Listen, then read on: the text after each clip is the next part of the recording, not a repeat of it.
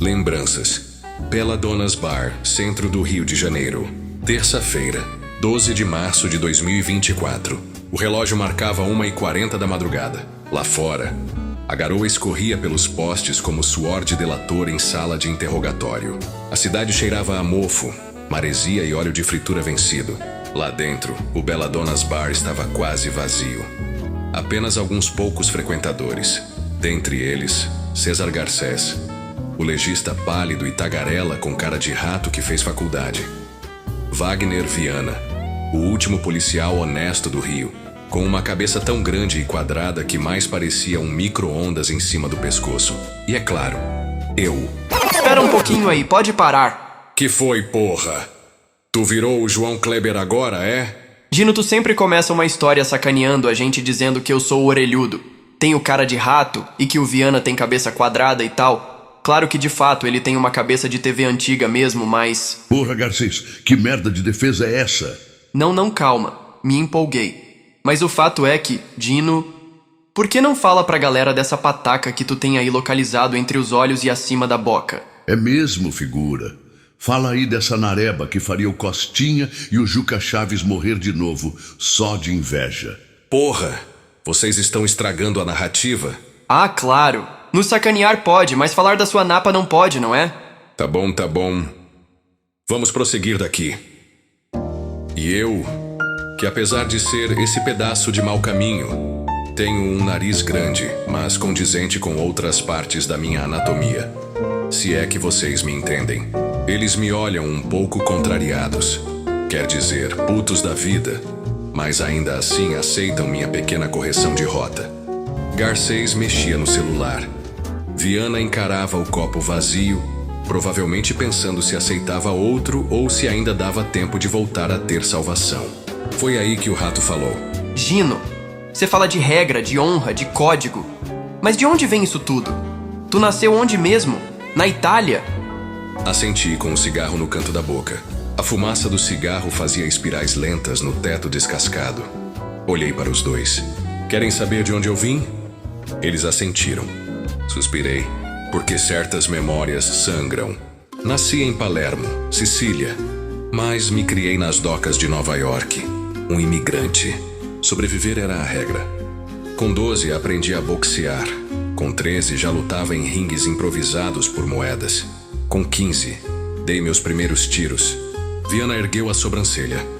E como você foi parar nisso aí? Apontou para o meu copo. Mas não era o copo que ele queria dizer. Você quer dizer, como me tornei um renascido, ou seja, um vampiro, como vocês estão mais acostumados a chamar. Calma, Viana. Eu já vou chegar lá. Chicago, década de 1920. Fui de imigrante pobre a matador da máfia antes dos 25. Se alguém respirava torto na frente do patrão, era comigo que falavam. Garcês se ajeitou na cadeira.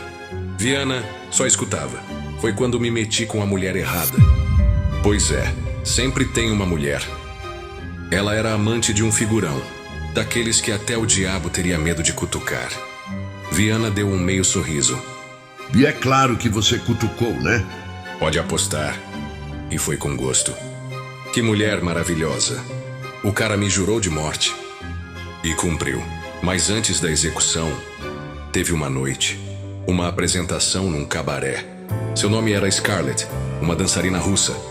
A beleza e a presença dessa bailarina misteriosa me hipnotizaram de imediato. Cabelos negros como a noite, pele pálida.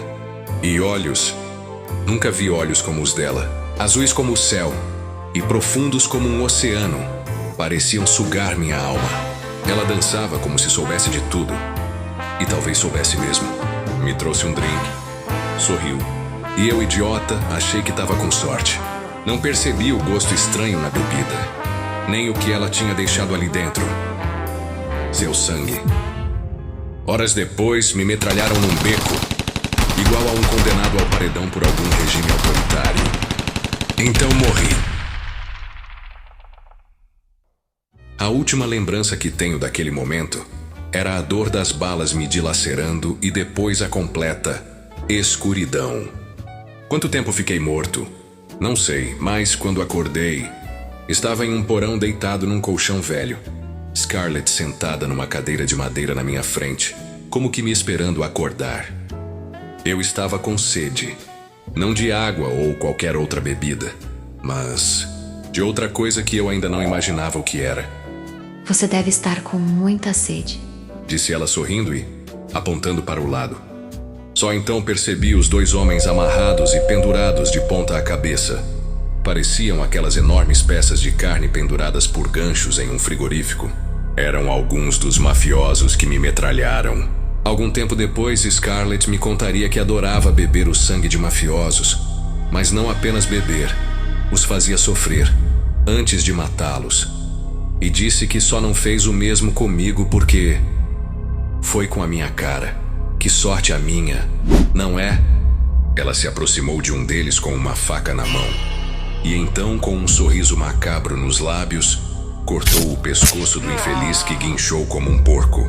O sangue escorreu para um balde estrategicamente posicionado para receber o líquido rubro. Uma peculiaridade da minha criadora era a sua voz doce, suave e melodiosa que contrastava e muito com suas ações extremamente violentas. Pode beber à vontade, meu renascido. Bem-vindo ao véu da noite. Ela me chamou de renascido. Me alimentou. Me ensinou as regras. Me explicou sobre os arquétipos. As mentiras da cultura pop. Sem estaca, sem alho, sem cruz. E as verdades que doem. Quando perguntei se eu viveria para sempre, ela me respondeu: o que vai definir se você realmente se tornou imortal será sua capacidade de se adaptar aos novos tempos, aceitar o grande ciclo da existência, que tudo que você vive ou conhece, um dia morrerá. E isso não te enlouquecer. César pegou o copo na mesa, só para ter algo para fazer com as mãos. Viana serviu outra dose no meu copo. Depois de um tempo, ela sumiu. Deixou um bilhete. Você está pronto. Boa sorte. Ela fez comigo a mesma coisa que uma mãe faz quando está cansada do filho vagabundo que vive às suas custas. Me deu um belo e merecido pé no rabo. Eu vaguei pelo mundo. Nova Orleans, Havana, Buenos Aires, entre outros, até desembarcar no Rio, em 1940. A cidade me abraçou, com samba, calor e tragédia. E eu fiquei. E a Scarlett? Nunca mais viu? Não, Viana. Mas às vezes, quando o sax toca mais alto e a fumaça do cigarro se forma na minha frente, juro que a vejo, olhando para mim, como naquela noite em Chicago. E sempre tenho a sensação que ela nunca foi embora. Na TV do bar, um documentário sobre mafiosos dos anos 20 passava sem som. Ironia perfeita. Garcês apontou com o queixo. Você sente saudade da época? Dos anos de sangue e terno risca de giz? Dei um gole longo no uísque. O álcool desceu ardendo como que corroendo minha garganta. Do terno risca de giz? Não. E o sangue, isso jamais vai deixar de existir. Não importa qual época eu esteja vivendo. Mas hoje em dia, eu escolho melhor o que vale a pena beber.